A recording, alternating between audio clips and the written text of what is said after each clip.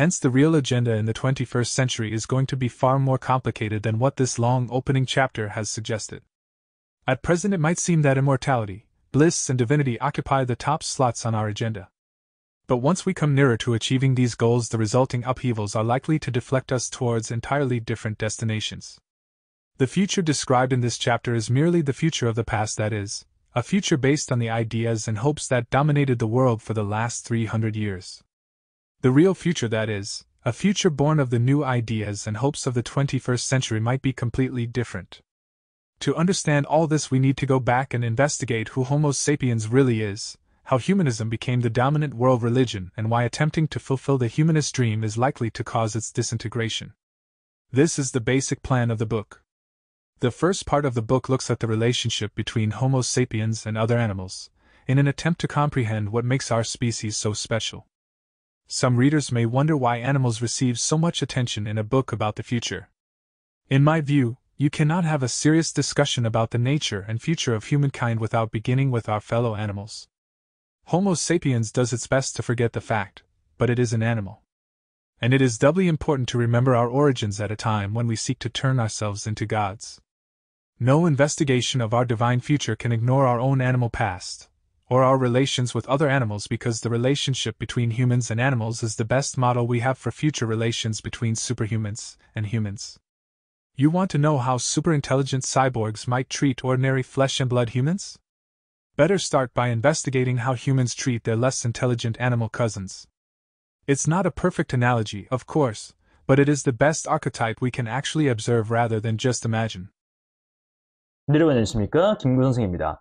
오늘은 호모데우스 챕터 1의 마지막 시간입니다. 그래서 초반부, 맨 첫 번째부터 봤을 때, 맨 첫 번째는 우리 불멸에 대해서 얘기를 했죠. 불멸이 된다라는 건 결국엔 신과 같아진다라는 거거든요. 그거와 이어서 두 번째 시간에는 우리의 생화학을 조정함으로써 기분도 바꾸고, 그 다음에 퍼포먼스까지도 바꿀 수 있는 거. 그리고 이제 세 번째 시간에는 인간의 본성까지 바꿔서 이제 본성이 아예 다른 새로운 인류의 출현까지 얘기를 하고 있습니다. 그리고 나서 이제 바로 다음 챕터 2가 사피엔스에 대해서 더 자세히 알아보는 건데, 왜 인간의 미래에 대해서 알아보려다가 갑자기 우리 지금 사피엔스에 대해서 얘기를 하는지에 대한 자세한 연결다리 역할을 하는 패러그래프예요. 그래서 여러분들이 이거 잘 이해하셔야 그 다음 강의가 좀 이해가 되실 거라고 생각을 합니다. 자, 그러면 하나하나씩 구문부터 정리해 볼게요. 오늘은 좀 깁니다. So hence, the real agenda in the 21st century is going to be far more complicated than what this long opening chapter has suggested. At present, it might seem that immortality, bliss, and divinity occupy the top slots on our agenda. 자, 따라서 21세기의 진짜 의제는 이제 뭐가 될 거냐면 훨씬 더 복잡해질 겁니다. 뭐보다요? 이 긴 오프닝 챕터가 제시한 것보다 훨씬 더 복잡할 거란 거예요. 이 책보다 더 복잡할 겁니다. 현재는 어떤 불멸과 행복과 신성이 가장 중요한 위치로 차지하는 것처럼 보일 수 있지만, but once we come nearer to achieving these goals, the resulting upheavals are likely to deflect us toward entirely different destination. 그러나 일단 우리가 더 이러한 목표들을 성취하는 것에 가까워지면 그 결과로서 생기는 어떤 대격동이 훨씬 우리를 디플렉트 하면은 다른 목적지로 가게 한다는 거예요. 비껴가게 한다는 거거든요. 우리를 완전히 다른 목적지로 비껴가게 할 수 있다라고 합니다. 그래서 지금은 우리가 이런 것들을 성취하지 못했으니까 불멸이나 이런 신성을 갖는 것들, 인간이 그간 금기됐던 것들을 가지는 것이 목표가 될 수 있지만, 이게 확보가 되면 또 다른 목표가 나오게 될 거라는 거죠.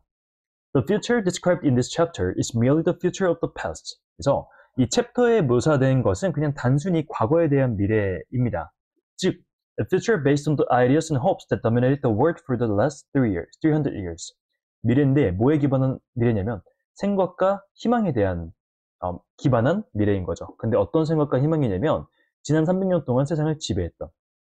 그러니까 이 오프닝 챕터에서 얘기했던 것도 결국에는 역사의 산물이기 때문에 그 과거부터 해왔던 생각의 틀에서 벗어날 수가 없고, 그 이후에 이러한 목표들이 성취되고 나서는 우리가 생각할 수 없는 다른 어떤 목표와 문제점, 이런 것들이 나올 거라는 거죠.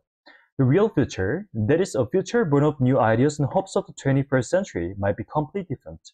진짜 미래는요. 즉 미래인데 완전히 새롭고 21세기에 완전히 새롭고 새로운 아이디어와 희망에 기반한 이런 미래는 엄청나게 다를 거라는 겁니다. 무슨 말인지 아시겠어요? 그래서 이 유발 하라리가 자신의 한계에 대해서 인정하는 부분인 것 같아요. 내가 지금 여기서 쓸 수 있는 것은 이 정도밖에 안 된다. 이것 또한 지난 300년간 우리가 꿈꿔왔던 것이기 때문에 이렇게 우리 예측할 수 있는 건데 실제로는 미래는 아무도 예측을 못한다 라는 거겠죠.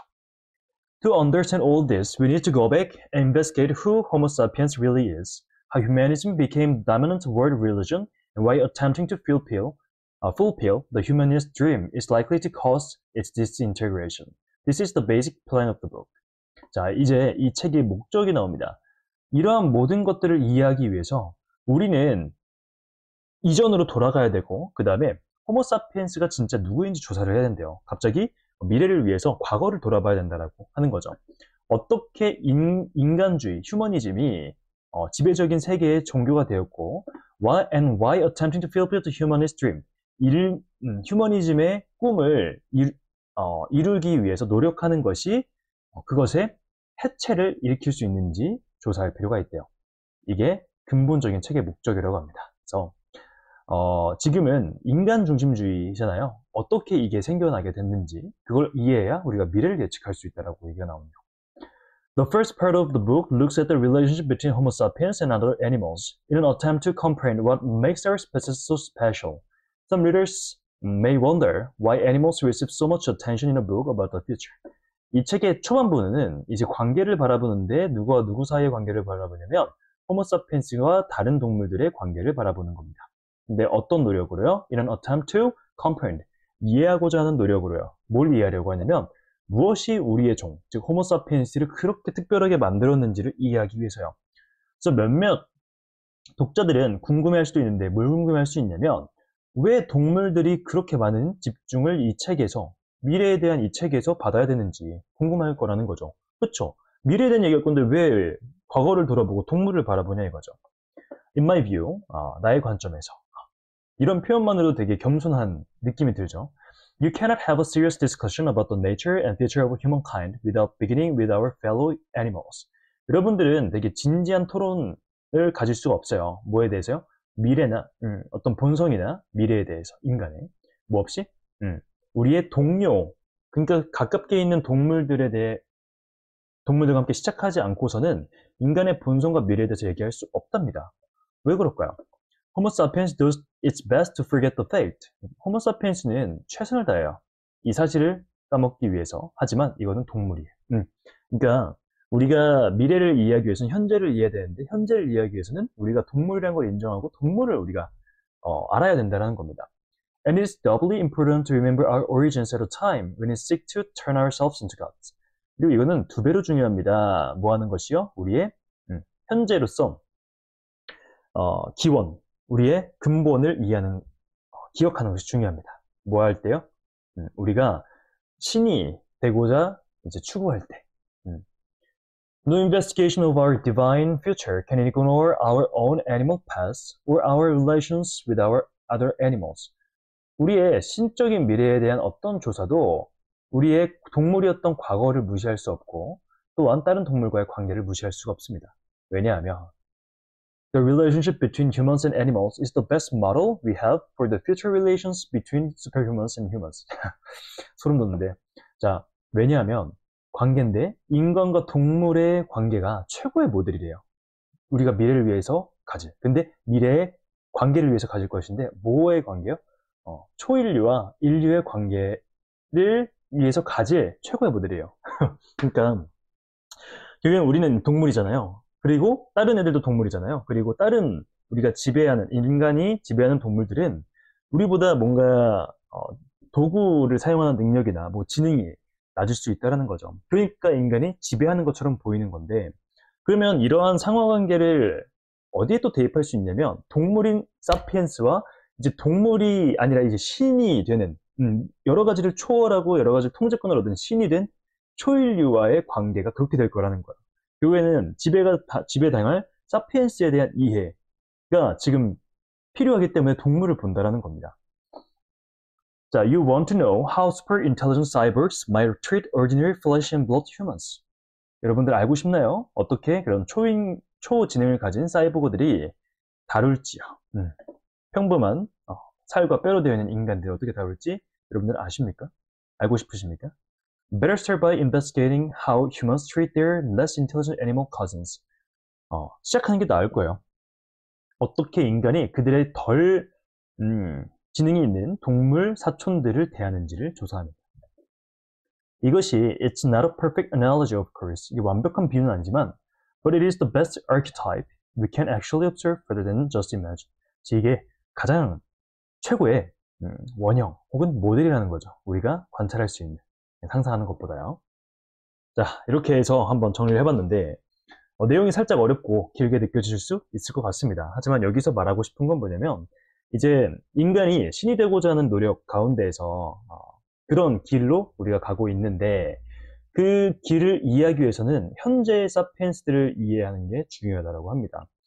그리고 그 현재의 사피엔스 이해하는 가장 중요한 이유 중 하나가 뭐냐면 미래의 초인류와 지금의 사피엔스들의 관계가 그런 상호관계, 더 지능이 있고 덜 지능이 있는 상호관계가 될 것인데 그런 트리트먼트, 어떤 대하는 대우가 뭐와 비교가 될 수 있을 거냐면 우리 인간들이 덜 지능적인 동물들을 대하는 것과 같을 수 있을 거라는 것이죠. 그래서 그런 미래를 예측하기 위해서 지금 인간과 인간 주변 동물들의 관계를 이해하는 것이 중요하다는 내용이 나왔습니다. 약간 소름 돋을 수 있는데 그렇다고 해서 너무 감정적으로 우리가 받아들일 일은 아닌 것 같고 좀 더 이성적이고 현실적으로 생각하면서 그러면 이거 어떻게 대처하지? 라는 생각을 우리가 했으면 좋겠습니다. 자, 어휘 좀 정리하고 갈게요. immortality 하면 우리 첫 번째 시간에 했던 거죠. 불멸입니다. 그럼 이제 mortality 하면 뭘까요? mortality. 얘는 죽음이에요. 죽는 어떤 성질을 얘기합니다. 그 다음에 이제 bliss 하면 행복, 축복. bless랑 되게 비슷하게 생겼죠? 비슷해요. 그 다음에 divinity 하면은 신성의 라는 뜻입니다. divine이 신성이고요. divinity 하면 신성입니다, 여러분들. 신성. 제가 수정해서 올릴게요. agenda 하면 의제, 안건이라고 해서 어떤 정치나 사회적인 문제에 관련해서 문제를 꺼낼 때 그때 의제를 꺼낸다. 그래서 agenda라고 얘기합니다. 그다음에 이제 deflect 하면 빗나가게 하다는데요. 여러분들 reflect 아시죠? reflect는 빛을 반사하다는 뜻입니다. 거기서 조금 더 부정적인 의미가 들어가서 이제 빗나가게 만들다. 그다음에 이제 destination 하면은 목적지. destiny랑 헷갈리시는 분들 많은데 destiny는 운명입니다.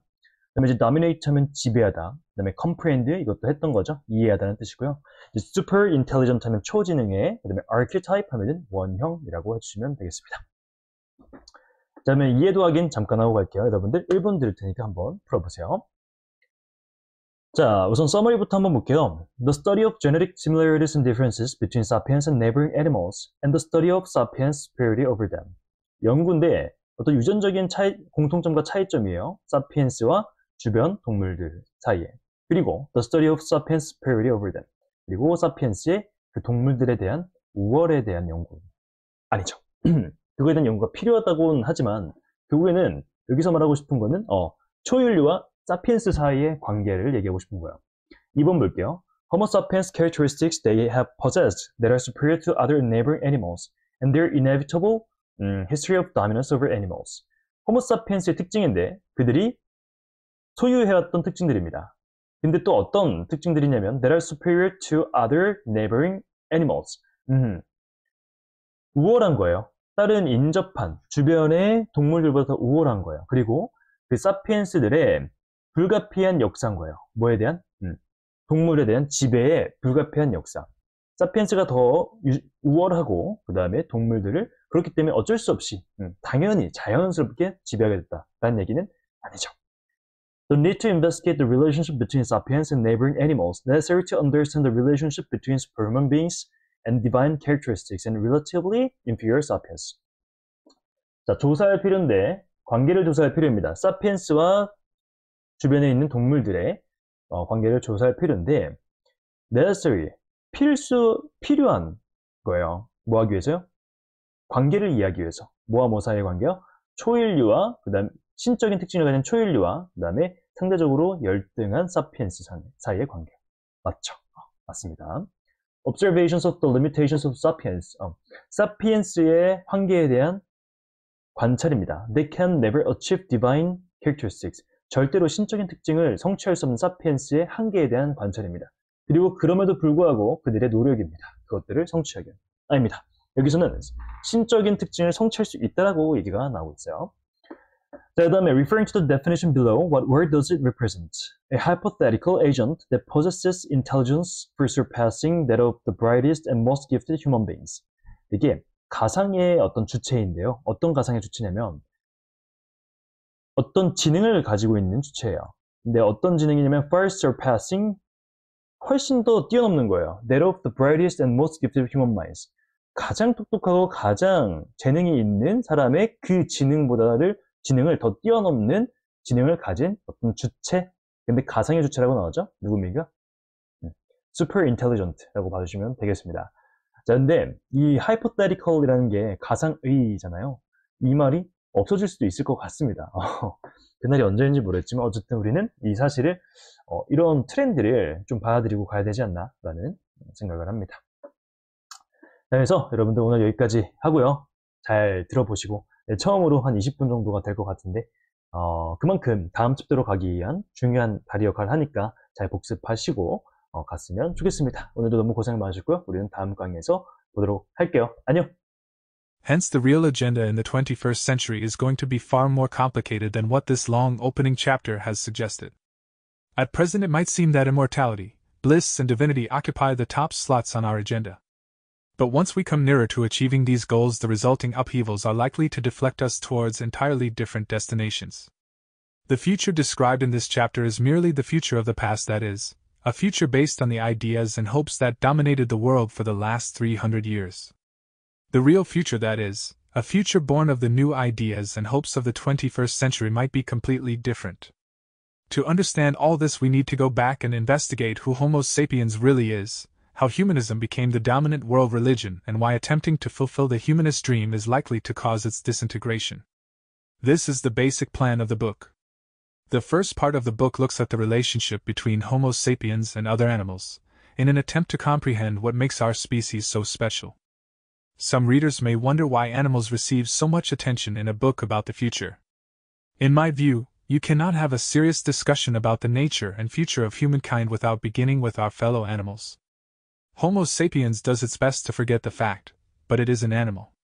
And it is doubly important to remember our origins at a time when we seek to turn ourselves into gods.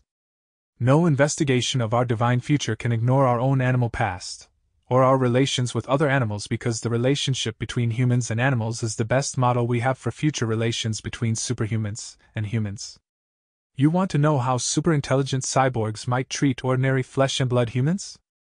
Better start by investigating how humans treat their less intelligent animal cousins. It's not a perfect analogy, of course, but it is the best archetype we can actually observe rather than just imagine. Hence, the real agenda in the 21st century is going to be far more complicated than what this long opening chapter has suggested. At present, it might seem that immortality, bliss, and divinity occupy the top slots on our agenda. But once we come nearer to achieving these goals, the resulting upheavals are likely to deflect us towards entirely different destinations. The future described in this chapter is merely the future of the past, that is, a future based on the ideas and hopes that dominated the world for the last 300 years. The real future, that is, a future born of the new ideas and hopes of the 21st century, might be completely different. To understand all this, we need to go back and investigate who Homo sapiens really is, how humanism became the dominant world religion, and why attempting to fulfill the humanist dream is likely to cause its disintegration. This is the basic plan of the book. The first part of the book looks at the relationship between Homo sapiens and other animals, in an attempt to comprehend what makes our species so special. Some readers may wonder why animals receive so much attention in a book about the future. In my view, you cannot have a serious discussion about the nature and future of humankind without beginning with our fellow animals. Homo sapiens does its best to forget the fact, but it is an animal. And it is doubly important to remember our origins at a time when we seek to turn ourselves into gods. No investigation of our divine future can ignore our own animal past, or our relations with other animals, because the relationship between humans and animals is the best model we have for future relations between superhumans and humans. You want to know how superintelligent cyborgs might treat ordinary flesh and blood humans? Better start by investigating how humans treat their less intelligent animal cousins. It's not a perfect analogy, of course, but it is the best archetype we can actually observe rather than just imagine.